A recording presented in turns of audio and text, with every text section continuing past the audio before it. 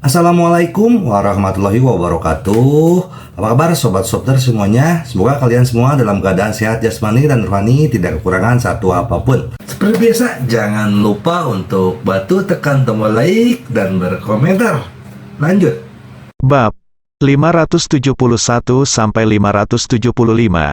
Saya, Zhao Yuan, teringat perjanjian kerahasiaan dan tiba-tiba berhenti. Apa, katakan cepat? Aku sangat cemas, desak Wu Mulan. Singkatnya, saya percaya kakak ipar Ye, karena dia berani meminta perlawanan. Dia yakin akan hal itu.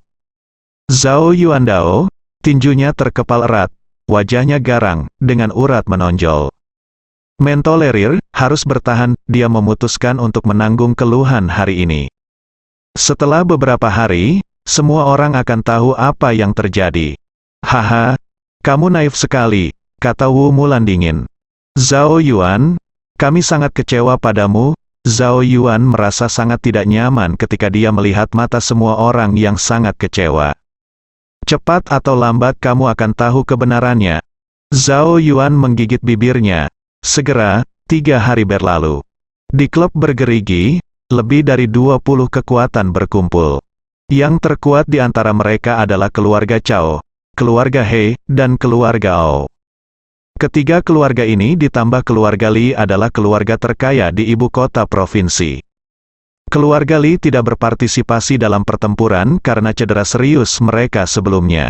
Oleh karena itu, ketiga perusahaan ini nakal di ibu kota provinsi, merampas kemanapun mereka pergi. Lagi pula, orang-orang yang menindas mereka semua terjatuh. Selain ketiga keluarga tersebut, ada 7 atau 8 keluarga besar lainnya. Tentu saja, ada juga beberapa bos besar di lingkaran bawah tanah. Kecuali Yuan Sanhe dan Li Erye, lingkaran bawah tanah di ibu kota provinsi kini menjadi keputusan akhir sang master. Dia pernah mengikuti Yuan Sanhe, tetapi kemudian mendirikan sekte sendiri. Selama bertahun-tahun, hal ini telah berkembang secara diam-diam. Dia memiliki banyak master di bawahnya, dan dia tidak terkalahkan di ibu kota provinsi. Setelah Yuan Sanhe dan Li Erye jatuh, dia keluar untuk mengambil alih segalanya. Tentu saja, ada satu lagi yang sakti, pemilik jagat klub Fudo Shifu Si King San. Ia memiliki ring tinju hitam bawah tanah terbesar di ibu kota provinsi. Ia memiliki lebih dari 2 jari master tinju hitam yang berperingkat tinggi di Asia. Semua orang takut, jagat klub sepenuhnya siap malam ini. Di ruang perjamuan besar, lebih dari 20 pemain besar dari ibu kota provinsi duduk. Si King San berkata, semua 100 master di ring tinju bawah tanah saya telah diatur, dan kami sedang menunggu mereka tiba. Haha, bagus sekali, saya jamin Yunting Group tidak akan pernah kembali. Lainnya mata menunjukkan ekstasi. Seperti yang kita ketahui bersama, Si King San memiliki master tinju hitam terkuat di ibu kota provinsi. Buddha Batu, bisakah kamu memberitahuku siapa gurunya? Seseorang bertanya, termasuk 3 dewa tak terkalahkan dari 99, 100, dan 188 kompetisi pertarungan maut Asia Tenggara berturut-turut, binatang maut, Raja Serigala, dan Dewa Perang Yama semuanya ada di sini. Ketika Si King San selesai berbicara, seluruh tempat bergetar. Apa ketiganya ada di sini? Yang ketiga, Dit Beast, berasal dari Thailand dan tidak terkalahkan dalam 99 kompetisi pertarungan maut. Tempat kedua, Wolf King, berasal dari padang rumput, tak terkalahkan dalam 100 kompetisi pertarungan maut. Yang pertama, Dewa Perang Yama, yang identitasnya tidak diketahui dan catatannya paling menakutkan, memecahkan rekor Asian Death Fighting Competition 188 pertandingan berturut-turut tanpa kekalahan. Ada desas-desus di kalangan ibu kota provinsi bahwa orang-orang kuat yang dimiliki oleh Si King San dapat dengan mudah membunuh 4 jenderal di bawah Yuan Sanhe. Semua orang paham bahwa Si King San adalah sosok paling misterius di ibu kota provinsi. Ketika faksi Yuan Sanhe jatuh, Si King San segera mengundang puluhan master petarung Asia ke ibu kota provinsi. Tujuannya sangat jelas, untuk melanggar batas wilayah ibu kota provinsi. Apakah Dewa Perang Yama, juga datang. Cao Hui, kepala keluarga Cao, menelan ludah. Yama, dewa perang, juga dikenal sebagai pembantaian 1000 orang. Seorang pria pernah membantai ribuan bajak laut, mengejutkan Asia. Semua orang sangat terkejut dan senang. Saya awalnya mendengar bahwa Si King San memiliki lusinan master tinju hitam terbaik di Asia. Namun siapa sangka ketiganya datang, semua orang berkeringat dingin. Awalnya, seseorang ingin memindahkan Si King San. Aku takut memikirkannya sekarang, belum lagi, hanya dengan mengandalkan ketiga orang ini, Si King San bisa menyapu semuanya di ibu kota provinsi. Mereka memandang Si King San dengan ngeri. Mereka semua tersentak. Si King San benar-benar rela mengeluarkan uang. Dia bahkan membeli dewa perang Yama. Si King San mengangguk. Baiklah, kami datang. Kalau begitu segalanya pasti stabil hari ini. Semua orang sangat bersemangat. Senjata hari ini sudah bulat. Grup Yunting harus diusir. Selain itu, setiap orang memiliki satu hal dalam pikiran. Si King San tidak boleh dipusingkan. Siapa sangka dia akan mengundang ketiga ahli pertarungan ini. Kami sudah membuat pengaturan, dan jumlah ahlinya akan mencapai ribuan. Tidak peduli apa tujuan grup Yunting. Jika Anda datang hari ini, jangan pernah berpikir untuk pergi, sang master tertawa. Si King San menyesap tehnya dan berkata, ya, sudah menjadi urusan kami untuk membuat masalah di ibu kota provinsi kami. Bukan giliran orang luar yang ikut campur, ya, itulah kebenarannya, kata semua. Sang guru tersenyum dan bertanya, Si Buddha, dari mana asal mula dewa perang Yan Luo ini? Saya penasaran. Iya, kami juga ingin tahu tentang Si Buddha. Bisakah Anda memberitahu kami? Semua orang memandang Si King San dengan rasa ingin tahu. Mereka mendengar legenda Yama, dewa perang, dan telinga mereka menjadi mati rasa. Dewa perang Yama telah menjadi ahli pertarungan terkuat di Asia dalam 2 tahun terakhir. Semua penantang mati, tapi mengenai asal-usul dewa perang Yama, dia tidak tahu sama sekali. Si King San tersenyum, apakah kamu tahu berapa banyak yang aku habiskan untuk mengundang dewa perang Yama? Semua orang menggelengkan kepala, 1 miliar setahun. Kata si King San, semua orang terkesiap. Orang besar seperti mereka akan mempekerjakan beberapa ahli untuk menjadi pengawal. Harga pasar sangat jelas, umumnya yang berpenghasilan lebih dari 5 juta per tahun adalah supermaster. Di luar dugaan, harga dewa perang Yama adalah 1 miliar per tahun. Sangat buruk, dia sepadan dengan harganya. Si King San berkata dengan serius, dewa perang Yama sebenarnya adalah seorang prajurit. Ketika Si King San memberikan informasi tersebut, semua orang terkejut. Bukan hanya seorang prajurit, dia pernah menjadi dewa perang terkuat di kerajaan Serigala. Tak terkalahkan di medan perang, dia disebut dewa perang Yama. Kata Si King San, dia sebenarnya adalah dewa perang suatu negara, terlepas dari kenyataan bahwa negara Serigala adalah negara asing yang kecil. Statusnya setara dengan dewa perang Kunlun di Tiongkok, seru guru. Si King San mengangguk, ya, benar, kalau tidak, bagaimana bisa begitu menakutkan? Si Buddha, aku agak bingung, mengapa generasi dewa perang datang untuk berpartisipasi dalam kompetisi pertarungan? Cao Hui menanyakan pertanyaannya, semua orang juga memandangnya. Wajahnya penuh rasa ingin tahu. Alasannya sangat sederhana. Negeri Serigala telah dimusnahkan oleh dewa perang Kunlun. Wajar jika dia menyembunyikan namanya dan bertahan hidup. Kata si Buddha. Semua orang saling memandang, mengambil nafas dan berkata, dewa perang Kunlun masih menakutkan. Petik 2. Ada banyak hal yang tidak kamu ketahui. Pada awalnya, dewa perang Kunlun hanya mengirimkan raja perang macan putihnya dengan 18 surgawi penunggang kesengsaraan, totalnya 19 orang. Hancurkan sebuah negara. Si King Shan tampak bersemangat, seolah-olah dia telah berpartisipasi. Haha, dengan dewa perang Yan Luo di sini, grup Yunting tidak akan pernah mau pergi. Semua orang menantikannya. Dewa perang suatu negara mengambil tindakan. Siapa yang bisa mengalahkannya? Si Qingshan melirik ke kursi yang kosong, dan berkata dengan dingin, kemarilah, pindahkan kursinya. Petik 2. Bahkan jika Lu Nangxuan makan di meja kami, dia harus berdiri. Ini aturannya. Bagus. Semua orang memuji keputusan si Qingshan. Satu-satunya kursi telah dipindahkan. Tak lama setelah, Ye Junlin dan rombongannya datang ke Jagat Club.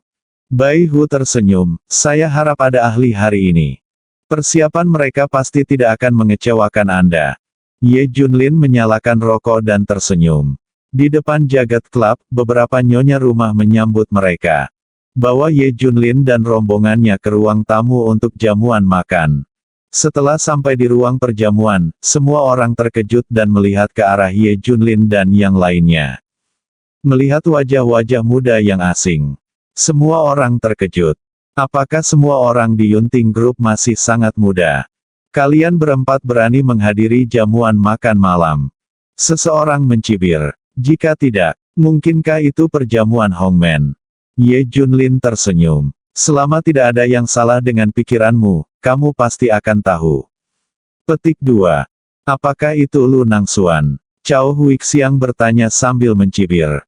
Qilin tersenyum, ini aku, tapi bukan aku yang berbicara hari ini, tapi bosku. Qilin memandang Ye Junlin. Semua orang kembali terkejut. Saya pikir orang kedua, Lu Nangxuan, yang datang ke perjamuan hari ini. Siapa sangka bahkan bos misterius Yunting Group akan datang sendiri. Semua orang di ibu kota provinsi tahu bahwa bos grup Yunting itu misterius dan berkuasa, bahkan Yuan Sanhe dan grup Sansing pun menderita kerugian di tangannya.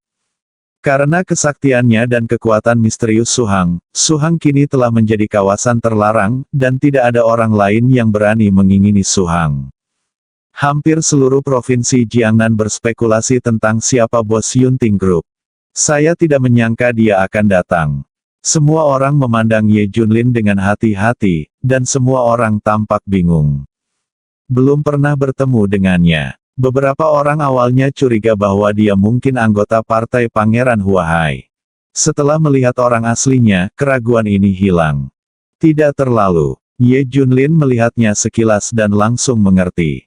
Orang-orang ini tidak meninggalkan kursi untuk diri mereka sendiri. Ada apa? Apakah kamu punya pertanyaan? Petik 2. Guru bertanya sambil tersenyum sambil memegang kipas angin. Ye Junlin berkata dengan dingin, di mana kursiku? Hahaha. Mendengar ini, semua orang senang. Kursi. Apakah kamu memenuhi syarat untuk duduk di atasnya? Tanya Cao Hui. Sang master tersenyum dan berkata, tidak, haruskah kamu disuruh duduk? Si Qingshan berkata, di wilayah ibu kota provinsi, kamu hanya layak berdiri. Ye Junlin menghisap rokok, dia tertawa, tapi hari ini saya harus duduk. Sungguh nada yang besar. Ini adalah ibu kota provinsi, bukan Suzhou dan Hangzhou. Apa yang Anda katakan tidak masalah, Anda hanya dapat menanggungnya. Hei. Wan Long dari keluarga He selanjutnya kepada Ye Junlin berkata dengan marah. Mata Ye Junlin perlahan tertuju pada He Wan Long. He Wan Long mengangkat kepalanya dan menatapnya dengan arogan, apa yang kamu inginkan? Berdiri saja di sana. Petik 2. Bang! Petik 2. Saat berikutnya, He Wan Long diusir oleh King Long. Buat ledakan. Semua orang tercengang. Qilin memindahkan kursi He Wan Long ke belakang Ye Junlin. Ye Junlin baru saja duduk. Semua orang yang hadir memandang Ye Junlin dengan tidak percaya. Tidak ada yang menyangka Ye Junlin akan melakukannya segera setelah dia mengatakan akan melakukannya. Gaya aktingnya galak dan mendominasi. Semua orang terkejut. He Wan Long bangkit dari tanah dan meraung, beraninya kamu menyerangku. Mencari kematian. Petik 2. Saat kita sedang makan, ada orang yang membuat keributan. Ye Junlin mengerutkan kening. Qilin melangkah maju dan menarik He Wan Long ke arahnya. Pah! Sebuah tamparan di mulut. Kamu!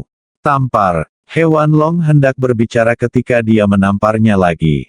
Papa! Setelah beberapa kali tamparan berturut-turut, mulut He Wan Long bengkak, dan wajahnya juga bengkak. Tidak ada sepatah kata pun yang keluar dari mulutku.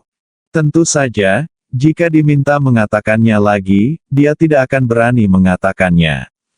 Saya sangat menderita. Bosnya diam sekarang, dia tidak bisa bicara lagi. Qilin mendatangi Ye Junlin dan berkata, Ye Junlin mengangguk, mengambil sumpit, dan mulai mencicipi makanan lezat.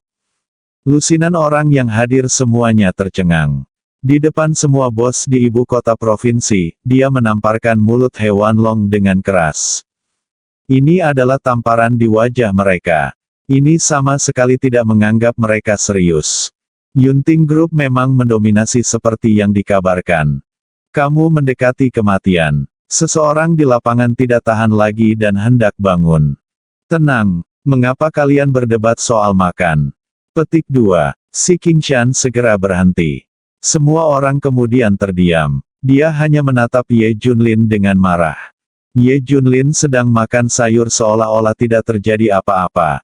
Dia tampak tenang dan bersenang-senang, seolah-olah dia benar-benar sedang menghadiri jamuan makan. Gurunya juga berkata, "Mengapa kamu membuat begitu banyak suara saat makan?" Kemudian semua orang mengambil sumpit mereka. Tapi tidak ada yang berminat untuk makan. Kecuali Ye Junlin. Dia sepertinya ada di sini untuk makan. Semua orang yang hadir memperhatikannya makan. Setiap orang menjadi semakin marah. Tidak ada yang berani mengabaikannya. 1 jam penuh. Ye Junlin baru saja selesai makan. Setelah menyeka sudut mulutnya, dia memandang semua orang dan tersenyum dan berkata, "Mengapa kamu tidak memakannya?" Petik 2. Ini adalah makanan pemenggalan kepala, siapa yang berani memakannya? Petik 2. Memberi isyarat pada nasib Ye Junlin. Si Qingshan tersenyum dan berkata, "Ini tidak sesederhana mengundang kita makan malam, bukan?" Ye Junlin berkata langsung, "Oke, kalau begitu saya akan menjelaskan mengapa saya di sini. Sangat sederhana bagi saya untuk datang ke provinsi modal untuk meredam kekacauan. Anda semua ada dalam daftar saya, sekarang bersikaplah baik kepada saya, jangan ambil tanah jika itu bukan milik Anda, jangan ambil uang jika itu bukan milik Anda." Semua orang terkesiap. Sangat mendominasi. Sebenarnya datang untuk meredam kerusuhan di ibu kota provinsi. Tidak ada seorang pun di provinsi Jiangnan yang memiliki kualifikasi ini, bukan? Dan membuat mereka patuh. Bagaimana bisa? Kamu, grup Yunting, terlalu sering menindas orang. Bang, Cao Hui mau tidak mau membanting meja. Yang lainnya juga menatap Ye Junlin dengan marah. Dia benar-benar datang ke wilayah mereka dan menjadi mendominasi. Kematian pengadilan. Si Qingshan mengetuk meja dan mengangkat kepalanya untuk melihat ke arah Ye Junlin. "Yang mulia, nada Anda begitu kuat. Apakah Anda ingin kami mendengarkan Anda?" Ye Junlin mengangguk, "Ya, Anda tidak punya pilihan." Petik 2. Haha, tersenyum. Semuanya tertawa. Semua orang memandang Ye Junlin seolah-olah mereka sedang melihat orang bodoh. Mengatakan ini di depan semua orang besar di ibu kota provinsi. Masih tidak punya pilihan. Sang master menepis kipas lipat itu, dan dia tersenyum dan berkata, "Bagaimana dengan kartu trufmu? Apakah kamu begitu yakin bahwa kami akan mendengarkanmu?" Ye Junlin tersenyum. Ketiga Qilin di belakang mereka juga tertawa. Semua orang mengerti. Kartu truf Ye Junlin adalah 3 orang di belakangnya. Arogan. Sangat arogan. Beranikah Anda datang ke ibu kota provinsi hanya dengan 3 orang? Tepat ketika semua orang terkejut, Bai Hu berkata, "Maaf. Saya akan mengambil semua trik Anda sendiri." Boom! Semua orang tercengang. Ternyata 3 orang itu terlalu banyak. Hanya 1 orang. Terlalu sombong. Ye Junlin juga berkata, "Ya, benar, saudaraku sendiri sudah cukup untuk berurusan denganmu ayam dan anjing." Bahkan si Qingshan, yang memiliki gelar Buddha batu tak tergoyahkan, akan muntah darah. Terlalu banyak penipuan. Saya tahu persis apa yang Anda lakukan hari ini. Berapa banyak orang tak bersalah yang terlibat dan berapa banyak orang yang meninggal karena luka-luka Anda. Apakah roti kukus yang terbuat dari darah manusia itu enak? Ye Junlin menoleh ke pertanyaan. Hanya saja orang-orang ini tidak merespon. Dengan kata lain, memakan roti kukus darah manusia membuat mereka mati rasa. Kata-kata Ye Junlin tidak merangsang mereka sama sekali. Apalagi pada kurun waktu ini, perebutan wilayah di ibu kota provinsi. Ada banyak korban jiwa. Banyak orang terpaksa kehilangan pekerjaan dan rumah mereka dibongkar. Tapi orang-orang besar ini acuh tak acuh. Apakah itu ada hubungannya denganmu? Selain itu, apa yang terjadi dengan berapa banyak orang yang terbunuh? Apa yang terjadi dengan berapa banyak orang yang terluka? Jika kamu berani menghentikan kami melakukan sesuatu, kamu akhirnya akan mendekati kematian. Semua orang tidak setuju. Ini adalah sikap semua orang.